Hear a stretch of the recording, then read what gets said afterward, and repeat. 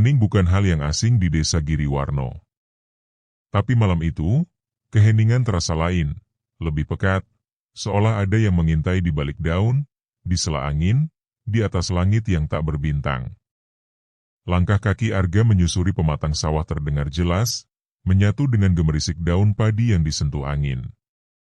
Di kejauhan, lampu petromax dari pondok kecil di tepi ladang bergoyang perlahan. Itu rumah Pak Karto, petani tua yang tinggal sendirian setelah istrinya meninggal 2 tahun lalu. Arga baru pulang dari rumah Pak Lurah, mengantar beras titipan ibunya. Ia bukan pemuda yang suka urusan mistis, tapi sudah 2 minggu ini, seluruh desa merasa ada yang tak beres. Anak-anak demam tanpa sebab, suara tangis bayi terdengar dari ladang tengah malam, dan ayam-ayam kampung ditemukan mati dengan kepala terputar. Tiba-tiba langkahnya terhenti. Di ujung pandangnya, di tengah petak sawah, ada sosok. Berdiri diam. Hitam. Tinggi. Tidak bergerak. Bayangannya menjulang, lebih panjang dari seharusnya, seperti tak taat pada logika cahaya. Siapa? Desis Arga, menggenggam senter kecil di tangannya. Sosok itu perlahan-lahan memutar kepala. Bukan tubuhnya yang berbalik, hanya kepalanya, berputar seperti diputar paksa. Wajahnya tertutup kain putih kotor, hanya tampak 2 mata hitam legam, cekung seperti sumur tua. Angin mendadak berhenti. Bahkan jangkrik pun bisu. Arga mundur, napasnya memburu. Tapi sebelum ia bisa lari, sosok itu mengangkat tangannya. Dalam sekejap, tanah di sekitarnya retak dan muncul kilatan api kecil dari lumpur. Udara berubah menjadi berat. Tiba-tiba suara perempuan tua terdengar dari arah yang tak bisa dia tentukan. Pancer wis tangi, tanda wis metu. Pancer telah bangkit, tanda sudah muncul. Lalu semuanya gelap. Arga terbangun di rumahnya, dibaringkan di atas dipan kayu. Ibunya, Bu Sarti, duduk sambil membaca wirid dari Al-Quran kecil. Di sampingnya, seorang kakek tua berjubah coklat lusuh dengan rambut putih panjang menyeka keringat dari dahi Arga dengan air bunga dalam tempurung kelapa. Dia ketemu bayangannya sendiri, gumam si kakek. Tanda pertama. Ibunya menatap kakek itu dengan mata sembab. Apa itu artinya benar, Mbah Wiryo? Apakah waktunya sudah tiba? Kakek itu mengangguk pelan. Sudah lewat waktunya malah. Tapi Pancer masih hidup. Harus disiapkan. Arga duduk, kepalanya pening. Apa maksudnya semua ini? Apa yang kulihat di ladang itu bukan manusia. Aku bahkan tak bisa bergerak. Mbah Wiryo menatapnya dalam-dalam. Kau bukan pemuda biasa, Arga. Kau adalah Pancer. Arga mengerutkan kening. Pancer? Mbah Wiryo menarik napas panjang dan mulai menjelaskan. Dalam ajaran kuno Jawa, manusia bukan 1 roh, tapi 5. 4 sedulurmu lahir bersamamu, Kakang Kawah, Adi Ari-Ari, Getih, dan Puser. Mereka adalah penjaga tubuh dan jiwamu, bagian yang terpisah tapi menyatu. Kau, Arga, adalah Pancer, pusat dari semua itu. Biasanya, hubungan itu tetap pasif. Tapi jika dunia diganggu kekuatan gelap besar, sedulur papat bisa dibangkitkan. Dan hanya Pancer sejati yang bisa melakukannya. Arga masih bingung. Tapi kenapa aku? Aku cuma pemuda desa biasa. Mbah Wiryo bangkit, membuka kain lusuhnya dan menunjukkan bekas luka seperti cakaran di dadanya. Karena dunia ini akan diserbu oleh 5 dukun santet terkutuk. Mereka dibangkitkan oleh manusia-manusia serakah yang haus kuasa. Mereka adalah murid-murid dari leluhurmu sendiri. Dan mereka sedang membuka sesuatu yang disebut gerbang batu maut. Kalau gerbang itu terbuka, dunia akan dikuasai kegelapan dan roh-roh dendam. Arga merinding. Lalu apa yang harus kulakukan? Mbah Wiryo menatapnya lekat-lekat. Kau harus bangkitkan sedulurmu. Tapi bukan dengan ritual biasa. Kau harus masuk ke Sendang Tirtawening. Tempat di mana batas dunia nyata dan gaib tipis. Tempat kelahiran leluhurmu. Ibunya terisak. Itu tempat angker, Mbah. Arga bisa celaka. Tapi kalau tidak dilakukan, jawab Mbah Wiryo tegas, dunia akan lebih celaka. Malam itu, Arga memandangi bulan dari balik jendela kamarnya. Tangannya masih bergetar. Tapi dalam dadanya, ada sesuatu yang mulai bergerak. Seperti bara kecil yang mulai menyala. Ia tahu hidupnya takkan pernah sama lagi.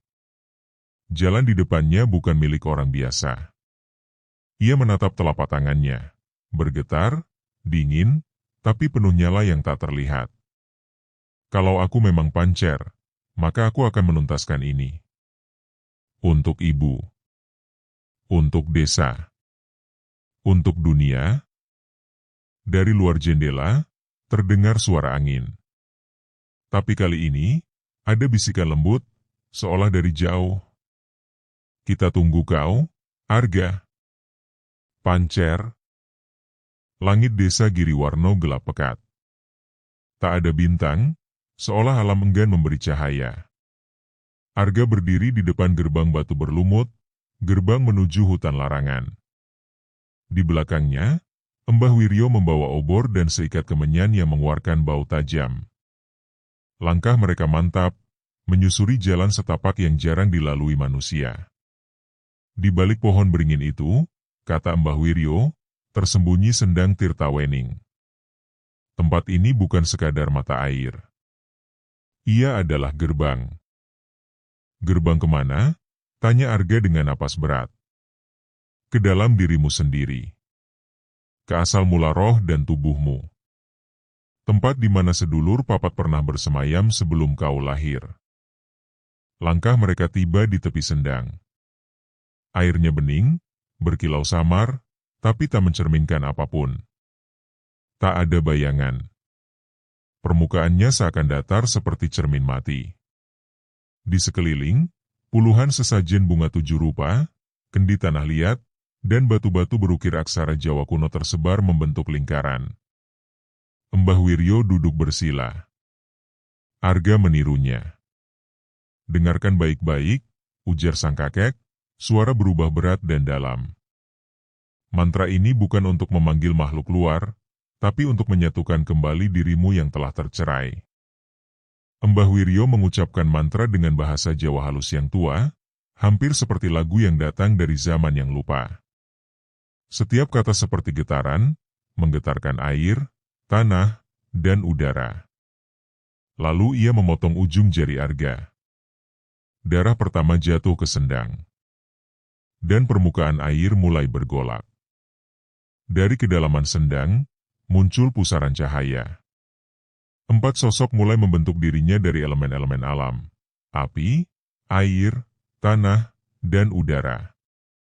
Sosok pertama, Kakang Kawah, muncul seperti lelaki berotot dari lahar merah membara. Matanya bersinar seperti bara, suaranya seperti gemuruh gunung. Aku penjaga amarahmu, kekuatanmu, keberanianmu. Tapi juga pembakar akal sehatmu. Sosok kedua, Adi Ari-Ari, berwujud wanita bersayap putih dengan sorot lembut namun tajam. Di tangannya tergenggam cahaya seperti janin. Aku kelembutanmu, naluri, dan empati. Tapi aku juga keraguan yang membelenggu. Sosok ketiga, Getih, berwujud lelaki kurus tinggi dengan mata berdarah dan tangan seperti cabang akar. Aku darahmu. Aku rasa sakit dan kenangan. Tapi juga dendam dan kutukan. Sosok keempat, Puser, berwujud makhluk tanpa wajah, tubuhnya seperti tanah dan akar yang hidup. Aku ikatanmu dengan dunia. Aku pusatmu. Tapi aku juga tali yang menarikmu ke bawah. Mereka melayang mengitari Arga, menyatu dengan pusaran air yang kini membentuk lingkaran cahaya. Namun mereka tidak langsung menyatu kembali. Jika kau ingin kami kembali padamu, kata Kakang Kawah, kau harus hadapi luka-lukamu dalam dirimu sendiri. Air sendang menyedot Arga ke dalam. Arga jatuh ke dalam dimensi batin. Ia berdiri di sebuah padang yang luas, tak ada langit, tak ada tanah.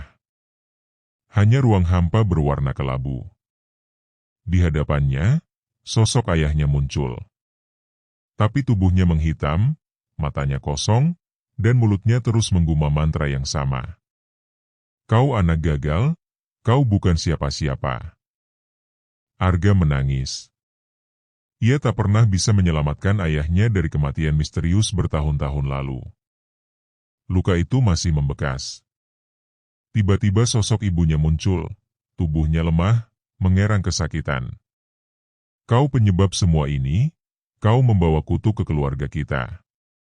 Semua tuduhan itu bukan datang dari mereka, tapi dari dirinya sendiri. Suara hatinya yang membusuk oleh rasa bersalah. Sedulur papat mengitari Arga.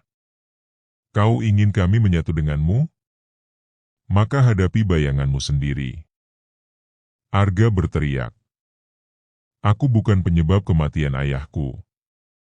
Aku bukan anak gagal. Aku bukan kutukan. Tangisan dan teriakannya bergema dan meretakkan dunia kelabu itu. Sosok-sosok tuduhan itu hancur menjadi debu. Dan dari retakan itu, cahaya menyinar. Satu persatu, sedulur papat masuk ke dalam tubuh Arga. Tak menyakitkan. Justru seperti kepingan puzzle yang kembali ke tempat asalnya. Dan ketika yang terakhir, puser, masuk, tubuh Arga bergetar hebat. Di dunia nyata, air sendang meledak dalam kilatan cahaya. Arga terbangun, tubuhnya basah kuyup, tapi matanya bersinar. Ia berdiri, dan tanah di sekelilingnya bergetar. Mbah Wiryo menatap dengan wajah haru dan takut sekaligus. Sudah menyatu? Tanya Mbah Wiryo. Arga tak menjawab. Ia menutup matanya, lalu ketika dibuka, matanya berubah, satu mata bersinar merah, satu lagi putih bersih. Aku bisa melihat roh, katanya pelan. Dari sela pepohonan, bayangan-bayangan mulai bergerak. Bukan roh biasa, tapi roh korban. Wajah mereka compang-camping, tubuh bolong, kepala patah. Mereka berjalan perlahan, menuju ke arah barat. Ke sana, kata Arga. Di sanalah dukun pertama berada. Mbah Wiryo merapatkan ikat kepala tuanya. Ki Jagal Kawung. Gumamnya. Dukun pemakan mayat. Dia yang pertama bangkit. Arga mengepalkan tangan. Di dalam dadanya, sedulur papat berdenyut. Aku siap. Udara di desa Giriwarno berubah. Angin yang biasanya membawa bau tanah basah, kini menggiring aroma anyir dan dupa gosong. Langit mendung permanen seperti luka yang tak sembuh. Di antara bisikan daun dan gemerisik bambu, suara-suara asing terdengar, seperti tawa kecil, rintihan, dan gelegar tanpa asal. Malam itu, Arga dan Mbah Wiryo berdiri di depan gerbang pemakaman tua, Pasarean Lemah Abang. Tanahnya berlumut hitam, batu nisannya patah-patah. Disinilah Ki Jagal Kawung tinggal, dukun pertama dari 5 yang bangkit. Mantan algojo kerajaan yang berubah menjadi pemuja ilmu pati geni dan penguasa roh-roh kelaparan. Jangan pandang langsung matanya, bisik Mbah Wiryo. Ia bisa membekukan darah lewat sorot wajahnya. Arga hanya mengangguk. Tapi dalam dadanya, sedulur papat mulai berdenyut. Suara Kakang Kawa berbisik dalam pikirannya, biarkan aku membakar bau busuk ini. Mereka melangkah masuk. Pasarean Lemah Abang tak lagi seperti pekuburan. Ia berubah menjadi arena kematian.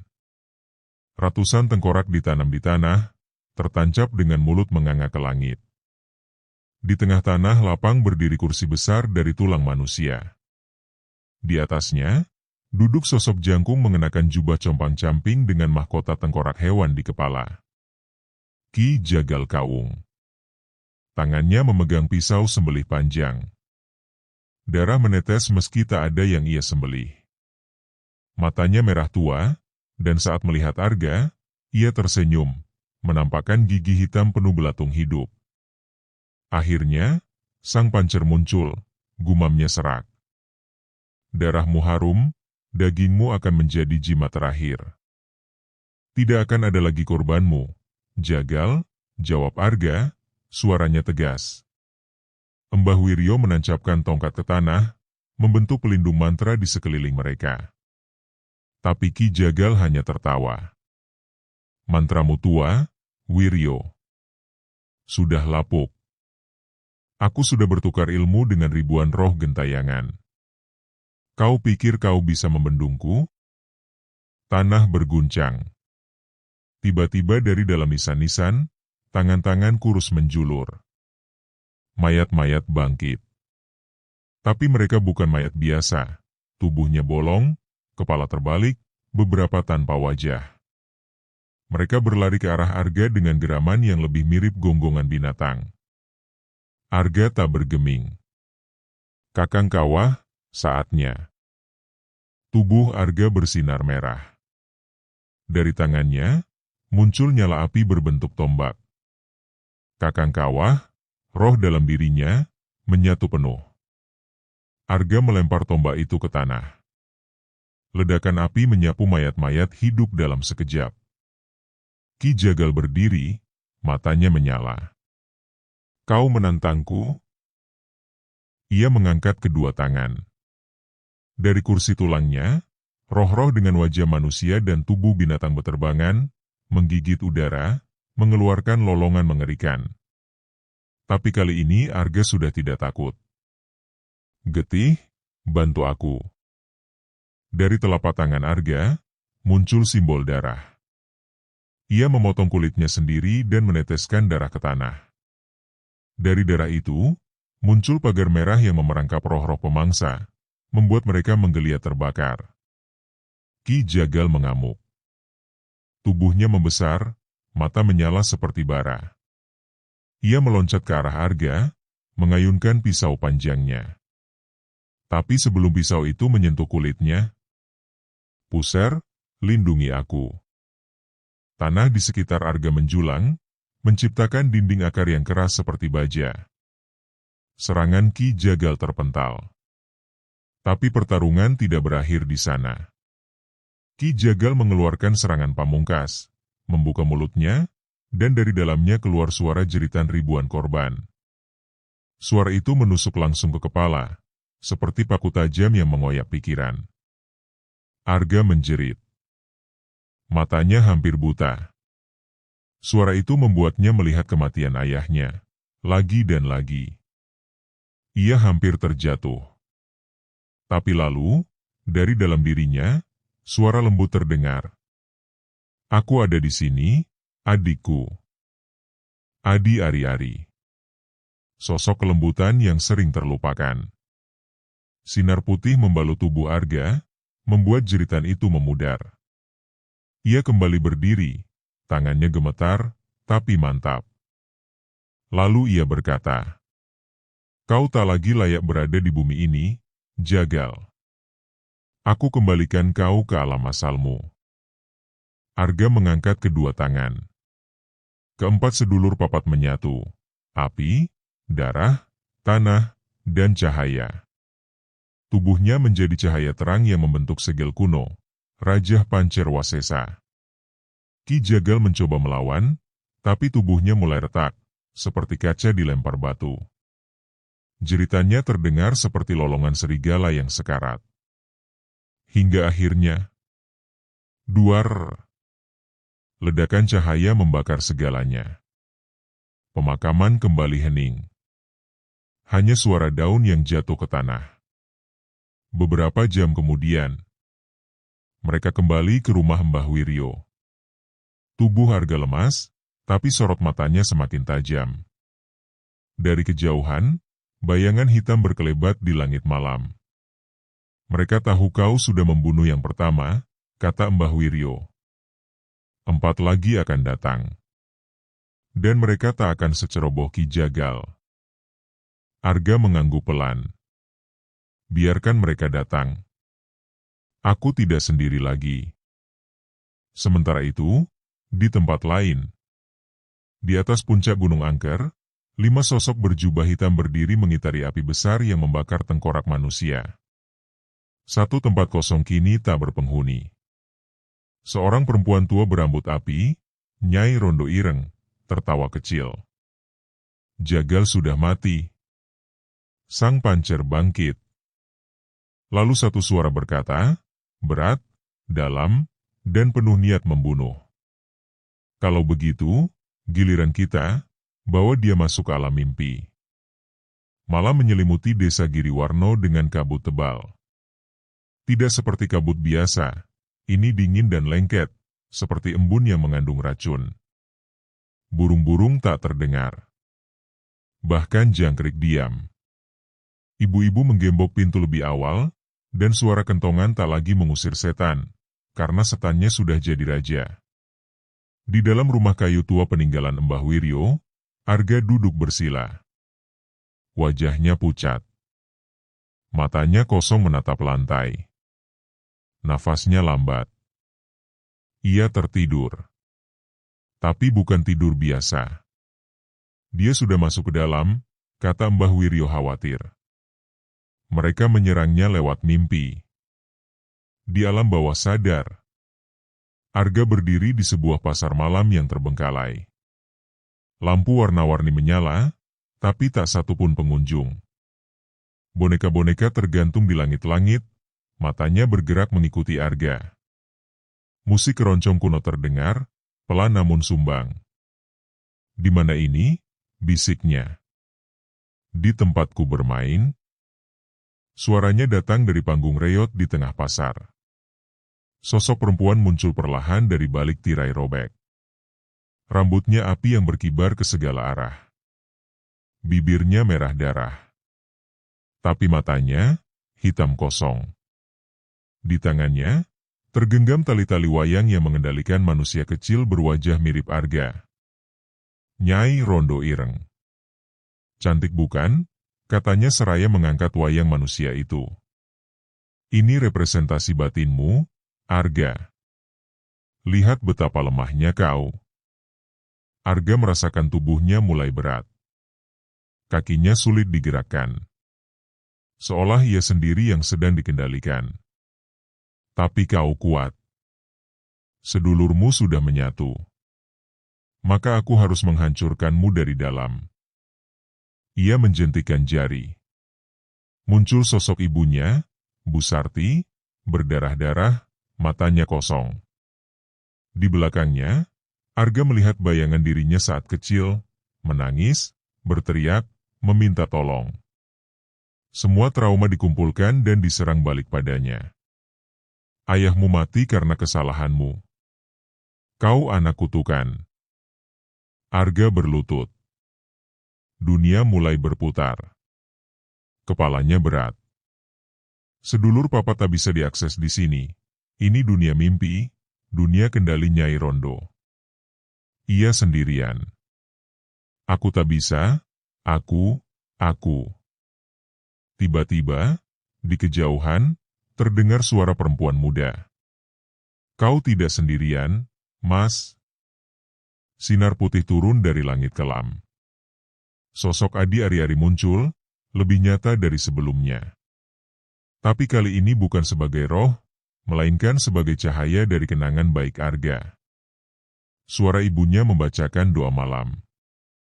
Tangan ayahnya mengelus kepalanya. Tawa kecil bersama teman masa kecil. Semua itu muncul dan membungkus Arga. Kenangan bukan cuma luka, Nyai, ucap Arga berdiri perlahan. Tapi juga harapan. Ia mengepalkan tangan. Kakang Kawah, Getih, dan Pusar muncul di sekelilingnya. Tubuh mereka bersinar redup. Mereka bukan sepenuhnya aktif, tapi cukup untuk memperkuat Arga di alam mimpi. Kalau kau penguasa mimpi, aku akan bangunkan mimpi burukku sendiri. Langkahnya mantap. Ia menghampiri panggung. Nyai Rondo mencabut pisau dari rambutnya, melempar ke arah Arga. Tapi pisau itu meleleh di udara, dihancurkan oleh kekuatan kenangan suci. Cukup main boneka, kata Arga. Sekarang giliranku. Ia menjentikan jarinya. Wayang-wayang hancur. Pasar malam roboh. Sinar putih membakar panggung. Nyai Rondo menjerit, tubuhnya mencair seperti lilin. Tapi sebelum menghilang, ia berteriak. 3 lagi. Kau tak akan bertahan lama, Pancer. Hahaha. Semua menghilang dalam cahaya. Di dunia nyata, Arga terbangun dengan nafas tersengal. Keringat dingin membasahi bajunya. Tubuhnya gemetar, tapi matanya menyala. Mbah Wiryo menyodorkan air putih. Kau lolos, tapi harga yang dibayar besar. Kau membakar 1 lapis jiwamu untuk mengalahkan Rondo. Arga menatap jari-jarinya. Ada retakan halus di kulitnya. Bukan luka fisik, ini luka dari dalam. Setiap pertarungan membuat tubuhnya tak lagi utuh. Aku bisa merasakan batasku. Tapi aku juga bisa merasakan yang selanjutnya lebih kuat dari ini. Mbah Wiryo menatapnya penuh beban. Dukun berikutnya bukan pemuja roh, tapi penguasa anak-anak. Ia tak menyerang tubuh, tapi menyerap sukma bocah-bocah. Dukun Kuntiwa. Arga berdiri. Kalau dia berani menyentuh anak-anak desa ini, aku sendiri yang akan menguburnya. Sementara itu, di rumah kosong yang tertutup debu, suara mainan berbunyi sendiri. Kursi kecil berayun. Tawa anak-anak menggema dari ruang gelap. Di tengah ruangan duduk sosok berjubah, wajahnya penuh topeng-topeng anak-anak mati. Ia menggambar lingkaran darah dengan jari. Sudah waktunya main sama Pancer. Langit Giriwarno tampak pecah. Awan menggulung seperti naga gelap, dan dari tanah menguap kabut merah yang mengandung bau busuk darah dan besi terbakar.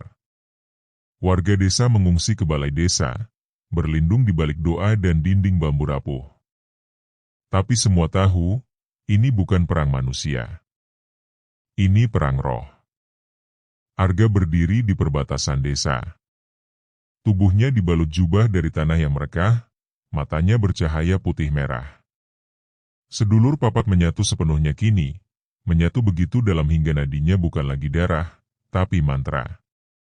Mbah Wiryo berdiri di sampingnya, tongkatnya sudah retak, napasnya berat. Ia tahu waktunya tinggal sedikit.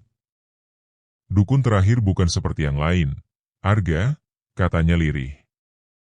Dia bukan hanya pembunuh, dia pengkhianat leluhurmu sendiri. Eyang Lodra, bisik Arga. Mbah Wiryo mengangguk. Dukun bayangan. Guru dari semua. Ia yang membuka gerbang batu maut dahulu kala. Dan sekarang, ia ingin membukanya lagi, permanen. Di puncak Gunung Gampingan, batu raksasa setinggi rumah sudah retak. Dari dalamnya keluar asap hitam dan tangisan ribuan jiwa yang tersesat. Di hadapannya berdiri 4 dukun tersisa. Tubuh mereka sudah lebur jadi satu dengan ilmu hitam. Bahkan wujudnya nyaris tak bisa disebut manusia. Eyang Lodra duduk bersila, tubuhnya membungkus kabut pekat. Wajahnya tak terlihat, tapi suaranya terdengar langsung ke pikiran siapapun yang mendekat. Selamat datang, cucuku. Arga melangkah sendiri. Setiap langkahnya mengguncang tanah. Angin berputar. Kilat menyambar. Sedulur papat bergema dari dalam tubuhnya. Aku bukan cucumu, jawab Arga. Aku adalah akibat dari dosamu. Lodra tersenyum dalam bayangan. dan kau akan menjadi pintu terakhirku. Pertempuran dimulai. Ki Sapuangin menerjang dengan badai hitam, tapi Arga mengangkat tangannya. Getih memanggil darah dari udara, memekat, dan membentuk perisai merah yang mengoyak angin menjadi hujan daging. Dukun Kuntiwa muncul dengan tubuh-tubuh bocah tak bernyawa, menjadikannya tameng. Tapi Adi Ari-Ari memanggil cahaya dari dalam Arga, mengangkat sukma anak-anak itu dan mengembalikannya ke langit. Kuntiwa menjerit, tubuhnya meledak jadi boneka kayu. Lalu, Nyai Rondo muncul dalam bentuk bayangan raksasa dengan tawa panjang. Tapi Kakang Kawa berseru dari tubuh Arga, api menyapu langit dan membakar bayangan jadi abu. Satu demi satu, para dukun lenyap. Hanya tinggal Eyang Lodra. Pertarungan batin dimulai. Lodra tak menyerang dengan fisik. Ia menembus pikiran Arga. Menampilkan ilusi yang menyiksa. Ibunya disiksa, memohon tolong. Ayahnya mengaku bahwa Arga bukan anak kandung. Warga desa menghina, mengusir, melempari batu. Bahkan sedulur papat satu persatu meninggalkannya.